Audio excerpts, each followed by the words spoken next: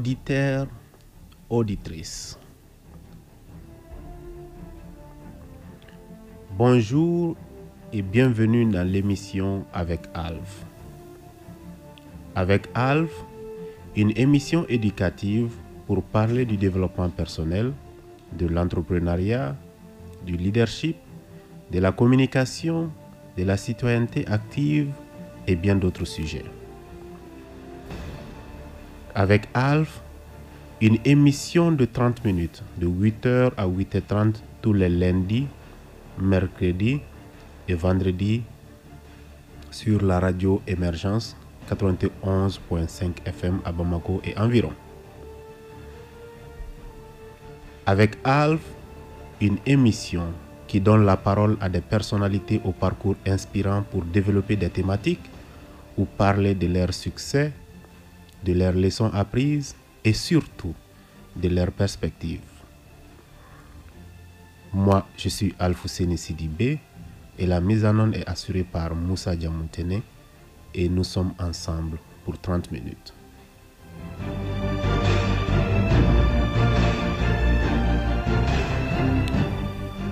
Pour ce lundi 31 août 2020, nous recevons M.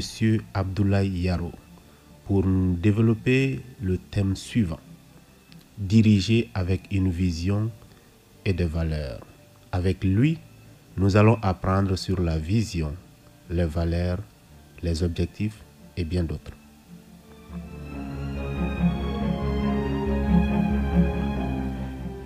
Auditeurs, auditrices, M. Yaro est fondateur de l'initiative Leadership, Entrepreneuriat et Développement, appelée Initiative LED. Il est vice-président national 2016 de la Jeune Chambre internationale Mali. Il est passionné du leadership, de la citoyenneté active et surtout la thématique jeunesse. Selon M. Yaro, le renforcement des capacités doit être au début, au centre et à la fin de tout développement. M. Yaro, bonjour. Bonjour, M. Alfousseni Sidibé, et merci pour l'invitation. Merci d'avoir honoré de votre présence ce matin.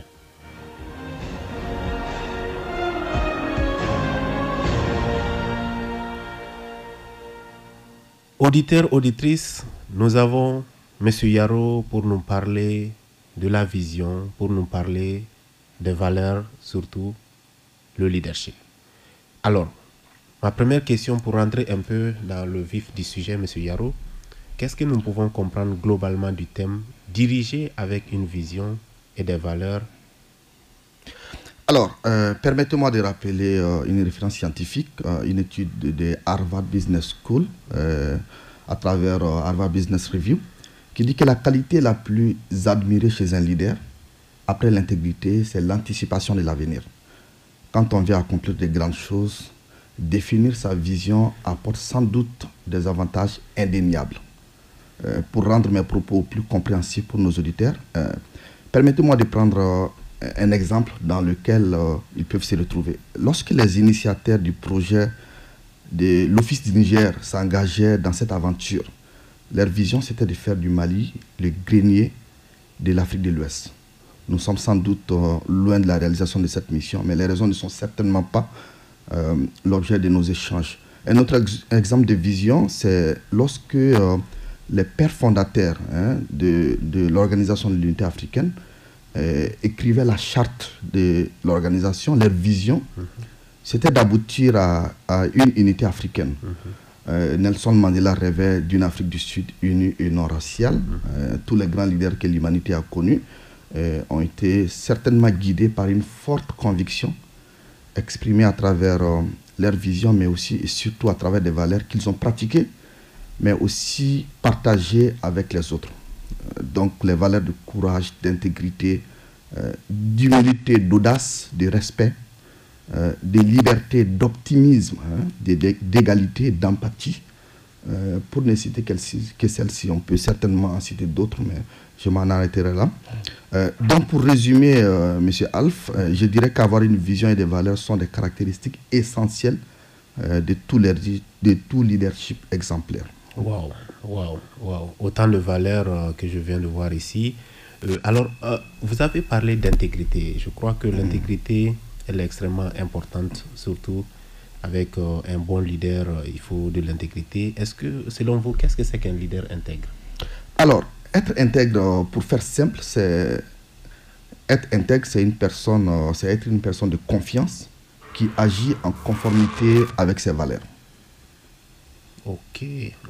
Une personne de confiance qui agit en conformité avec ses valeurs. Tout à fait.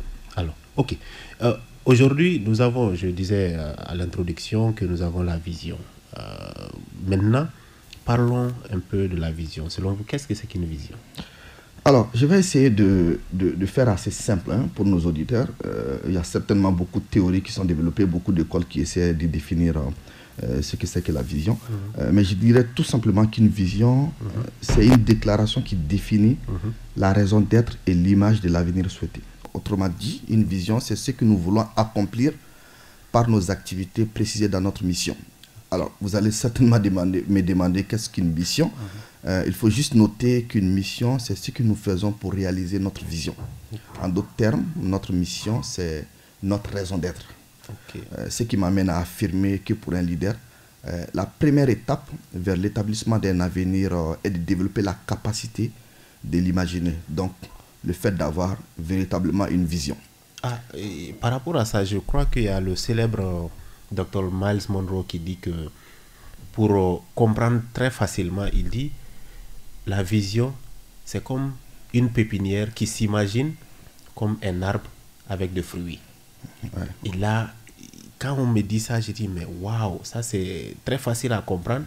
Une pépinière toute petite qui s'imagine déjà comme un arbre avec des fruits. Et il fait tout en ce moment, s'entretenir, ainsi de suite, pour pouvoir devenir un arbre et donner des fruits. Absolument, on ne peut pas mieux dire. Mais il est important pour nos auditeurs de savoir qu'il est certes important en tant que leader d'avoir une vision, mais plus encore, il est indispensable de faire preuve de courage. D'abord dans l'acceptation de la vision définie, mais aussi dans la dynamique de la partager, donc de la communiquer avec ceux-là qui doivent nous accompagner dans la réalisation de cette vision. À ce propos d'ailleurs, il y a une sagesse qui dit que la peur et l'ignorance sont les seules barrières qui se hissent entre nous et la réalisation de nos rêves. Donc il est important véritablement de faire preuve de courage et aussi d'apprendre au quotidien, parce que l'apprentissage pour le leader, c'est véritablement le summum même du renforcement de notre leadership, apprendre au quotidien. D'accord. Donc une deuxième étape non moins importante après la définition d'une vision, c'est ce qu'on appelle la fixation d'objectifs. Donc c'est fixer des objectifs est la première étape de la transformation de l'invisible au visible, comme on l'a dit tantôt. C'est le fondement de toute réussite dans la vie. Donc revenons un peu à notre exemple précédent sur la vision de ceux-là qui ont mis en place le projet Office absolument, qui était de faire du Mali le grenier de l'Afrique de l'Ouest à travers l'Office du Niger, bien évidemment. Quels sont les différents objectifs que nous devons nous fixer à court, à moyen, mais aussi à long terme, et c'est là de façon progressive, afin de nous rapprocher pas à pas de la réalisation de cette vision. De façon individuelle, pour nos auditeurs, après avoir défini votre vision, vous pouvez aussi vous poser la question sur les objectifs à fixer permettant de vous rapprocher de cet avenir souhaité, qui est votre vision, de façon progressive, à court, à moyen, mais aussi à long terme. Ok. D'accord. J'aime bien Miles Monroe, et chaque fois qu'il nous dit des choses, c'est très intéressant. Il disait dans une de ses vidéos que, au fait, si vous voulez vous voulez posséder une grande maison, vous voulez posséder une belle voiture, vous voulez quand même tout ce qui a un lien avec votre personne, que c'est certainement des ambitions, c'est pas une vision. Absolument. Je pense qu'il est suffisamment éclairé pour nous faire penser effectivement qu'il faut aller au-delà de ça, il faut aller au-delà de l'ambition, il faut imaginer l'avenir, à la limite, c'est faire une vidéo de notre avenir dans notre tête, mais il faudrait que ce soit quelque chose d'assez concret. Et bénéfique pour les autres. Absolument. Sinon, si c'est pour vous personnellement, c'est une ambition. Absolument, ça n'a d'ailleurs pas de sens. Donc, le leadership, c'est beaucoup plus tourné vers les autres, vers la communauté, vers la société. Service, exactement, au service des autres, absolument. Merci bien, M. Yaro. Ok. Djamoutene, on va souffler un peu, musique, et on revient pour parler en ce moment des objectifs, M. Yaro. Merci.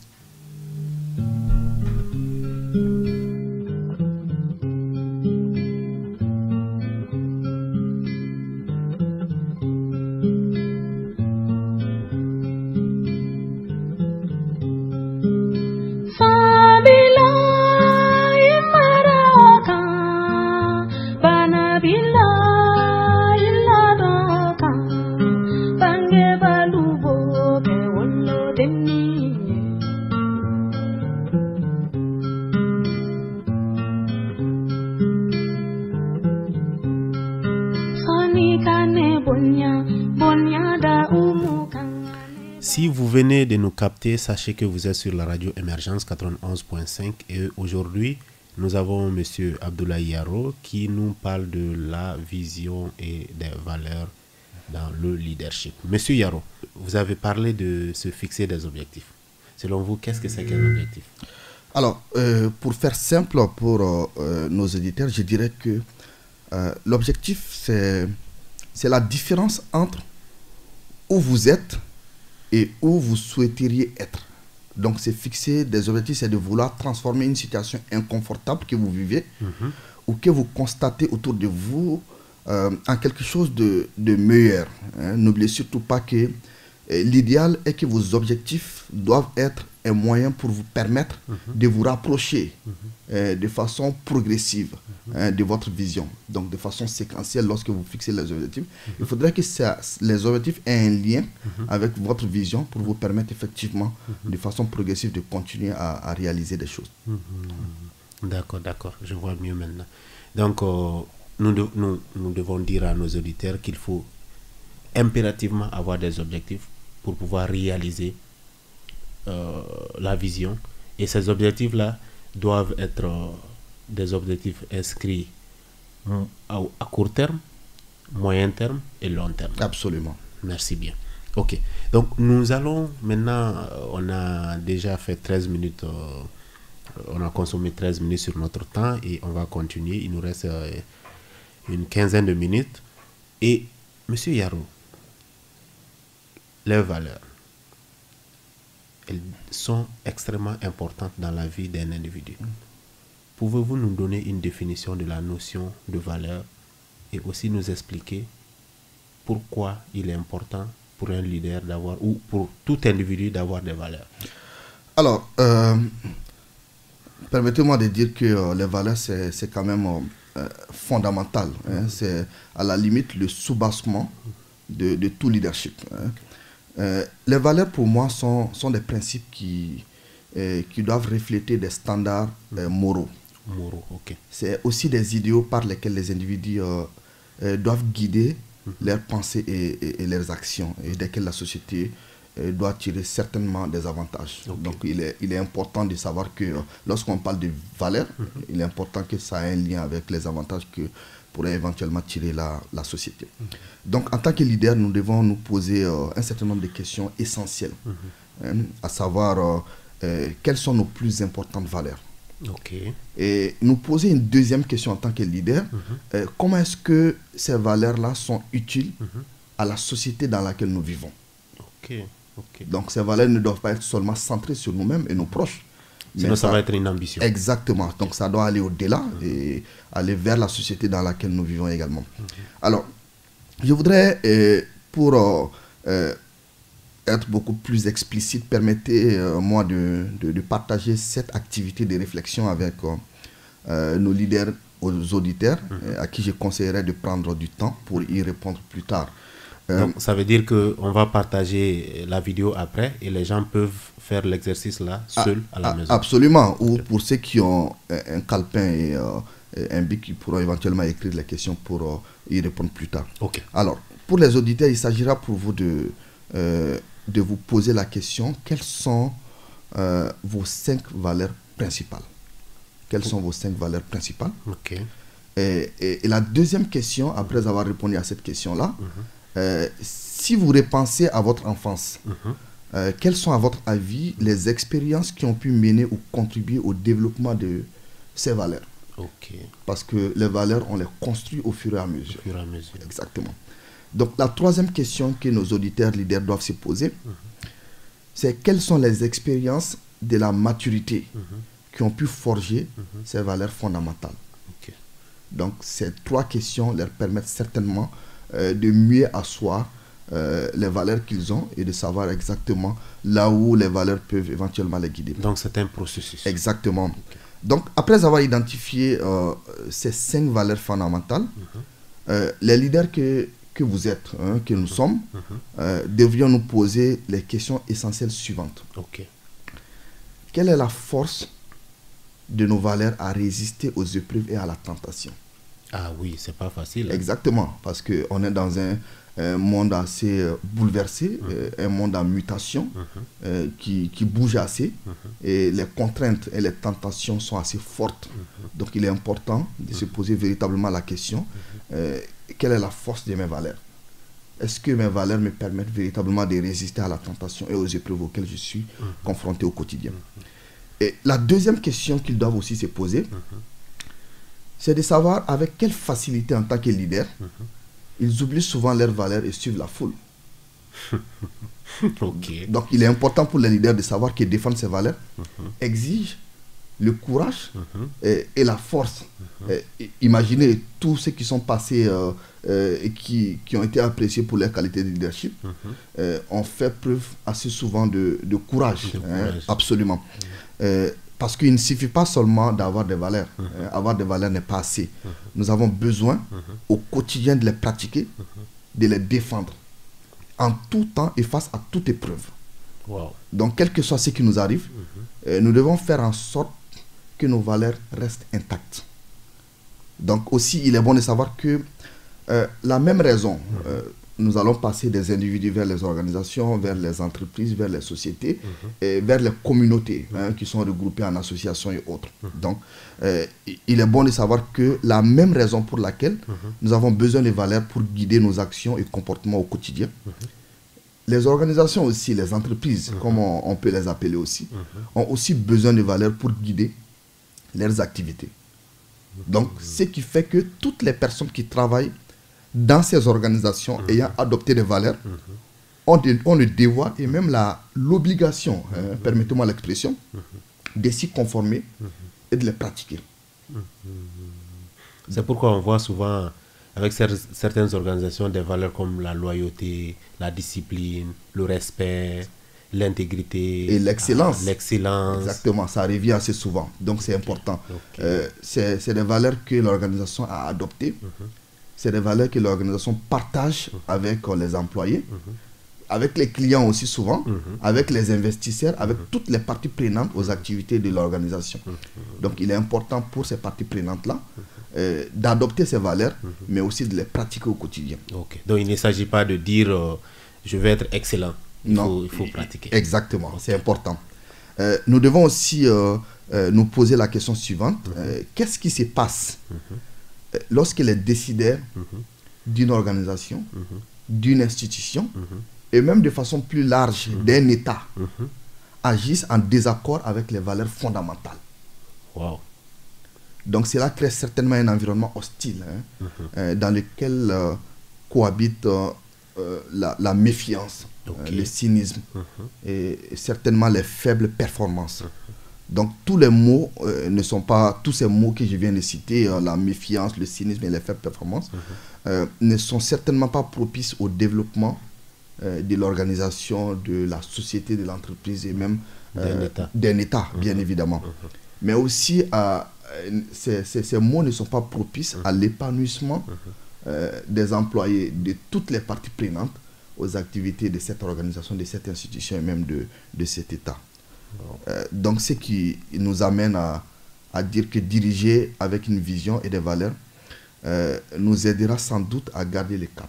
parce qu'il est important effectivement de garder le cap, partir sur la bonne voie, partir du bon pied, j'allais dire, et rester sur la bonne voie. Okay. Donc pour cela, permets-moi, Alf, de partager pour moi les 4 étapes, n'est-ce pas, qui doivent être suivies par nos leaders auditeurs. Donc l'exercice n'est pas fini, non, donc on doit continuer de noter. C'est important, les 4 étapes pour nos leaders auditeurs, de partir du bon pied, mais aussi de rester dans la bonne voie.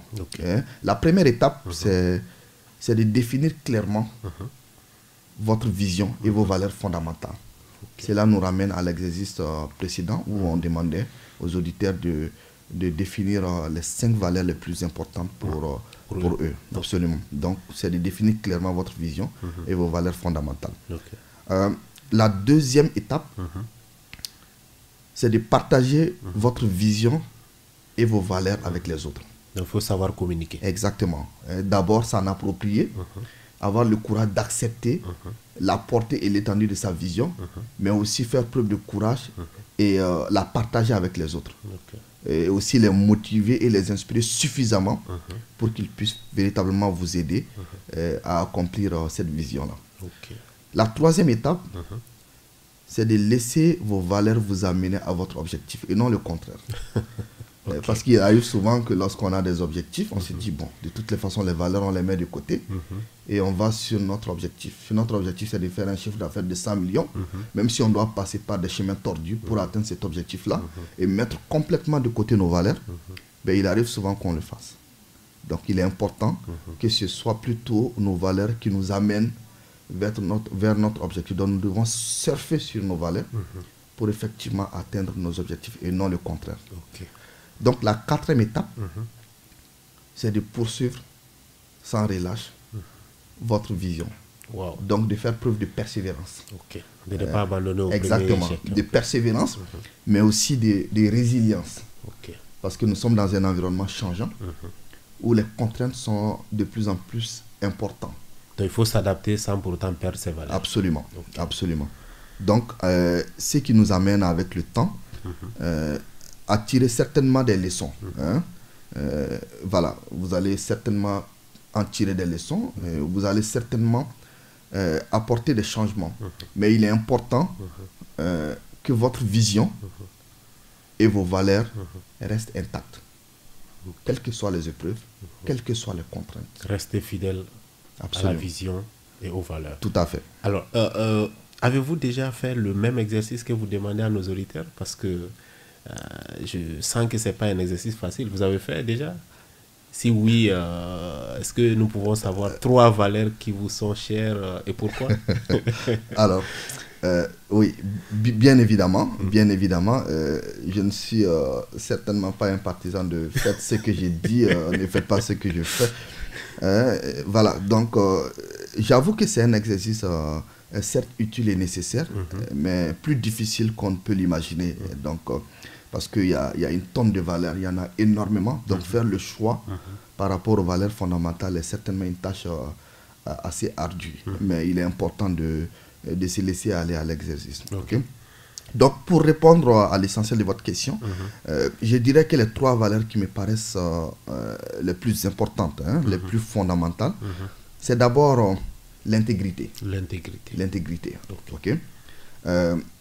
Car être intègre, comme je le disais au début de mes propos, c'est être une personne de confiance qui agit en conformité avec ses valeurs. Donc ça, c'est véritablement important pour moi, parce que c'est pour moi un soubassement qui me permet véritablement d'aller vers les autres. La deuxième valeur fondamentale pour moi, c'est l'authenticité. Être soi-même. Exactement. S'accepter. Elle me paraît essentielle car pour avancer dans la vie, il est important de savoir qui on est, de s'accepter et d'être donc et d'éviter au maximum de paraître. Donc d'être et éviter de paraître. Ça c'est important. C'est véritablement important. Parce que c'est tellement pénible et épuisant de vouloir être ce que nous ne sommes pas. Et à force, l'on se perd. Donc il est important pour nos leaders auditeurs de comprendre que l'authenticité est véritablement essentielle, le fait de s'accepter, le fait d'accepter ses origines. Quel qu'en soit votre passé. Exactement. Ce n'est pas notre richesse ou notre pauvreté qui nous définit. Ce sont les valeurs que nous partageons avec les autres. Exactement, c'est vrai. La troisième valeur essentielle pour moi, c'est... je dis ça avec beaucoup d'émotion, mais c'est la famille. La famille. La famille. Pour moi, elle est le socle de notre société. Wow. Et c'est sans doute le début de ce que nous devenons par la suite. Okay. Parce que beaucoup de choses partent de la famille. J'ai posé la question aux auditeurs tout à l'heure dans le cadre du processus d'identification des 5 valeurs fondamentales, à savoir, si vous repensez à votre enfance, quelles sont à votre avis les expériences qui ont pu mener ou contribuer au développement de ces valeurs. Cela nous amène nécessairement à notre vie de famille et à l'impact que notre famille a pu avoir sur ce que nous sommes devenus aujourd'hui. Et au moment de poser des actes dans la société, et il nous arrive assez souvent de nous poser la question à savoir, est-ce que ce que je m'apprête à faire cadre avec ma valeur familiale. Ok, d'accord. Et au-delà de ça, on peut même aller jusqu'à se poser la question, et si la presse en parlait? Et si ça sortait dans les journaux? Wow. Et si on voyait l'information sur les réseaux sociaux et que ma famille l'apprenait? Wow. Serait-elle fière de moi? Lui ferais-je honneur? Donc on doit se poser cette question-là. Donc c'est pour cela que l'intégrité, l'authenticité et la famille sont des valeurs essentielles pour moi. Waouh! L'intégrité, l'authenticité et la famille. Absolument. Ce sont les sous-bassements que vous avez pu retrouver pour bâtir votre empire là-dessus. Alors, Monsieur Yaro, nous sommes pratiquement vers la fin de l'émission. Nous avons beaucoup appris, certainement. Et les gens vont demander certainement où est-ce qu'ils peuvent retrouver ces informations-là après. Et nous allons publier sur nos pages Facebook. Et nous sommes à la fin. Votre dernier mot à l'endroit de nos auditeurs. Dernier mot sur ce plateau, bien sûr. C'est pas... Hein? Voilà, donc... Bien évidemment, j'espère qu'on se retrouvera assez souvent pour que j'ai l'opportunité de partager un certain nombre de choses avec les leaders auditeurs.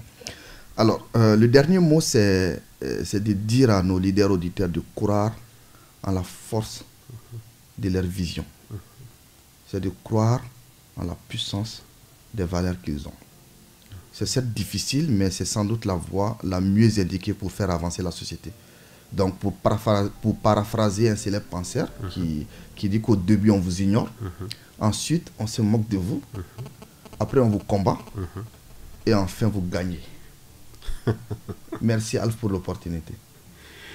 Merci bien, Monsieur Yaro. Merci beaucoup pour ces informations utiles qui vont certainement nous aider à travailler pour avoir une vision assez claire et aussi faire l'exercice pour avoir des valeurs qui vont certainement nous aider à forger. Mesdames et messieurs, j'étais là avec Moussa Diamontene pour cette émission et Abdoulaye Yaro était notre invité. Nous sommes là et nous allons vous donner rendez-vous pour un autre numéro de l'émission avec Alf, une émission pour parler du leadership, de la communication, de l'entrepreneuriat et bien d'autres. Donc juste après nous, vous avez Don Kibarou sur la radio Émergence 91.5. À bientôt et à mercredi. Bye bye.